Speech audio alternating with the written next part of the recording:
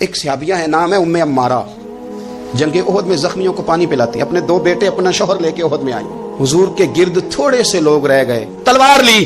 اور جا کے نا حضور کے گرد کھڑی ہو گئی، کہنے لگی آئے نا کون آتا ہے میرے کریم کے پاس، ان کو زخم لگ رہے ہیں، تیر آ رہے ہیں، پر خاتون ہو کے ڈٹی ہوئی ہیں، رسول اللہ صلی اللہ علیہ وسلم کے سامنے کھڑی، حضور پر آنے والے تیر اپنے وجود پہ لیتی ہیں، اتنا گہرا زخم بازو میں آیا کہ غار بن گئی، غار۔ اللہ کے پیارے محبوب نے نظر کرم فرمائی، حضور نے فرمایا کچھ مانگ لے، کہنے لگی سونیا اگر میری خدمت قبول ہے تو دعا کر دیں، اللہ قیامت کے دن بھی آپ سے دور نہ کرے،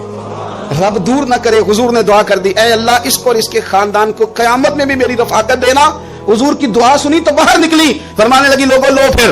میں نے اپنا مقصد پا لیا ہے، میں کامیاب ہو گئی ہوں، اب دنیا کی کوئی مصیبت بھی میرے اوپر آئے تو مجھے کوئی پرواہ نہیں، اس لیے کہ مدینے والے نے یہاں بھی کرم فرما دیا ہے، وہاں بھی کرم فرما دیا ہے۔ یہ طاقتیں تھیں ان خواتین کی۔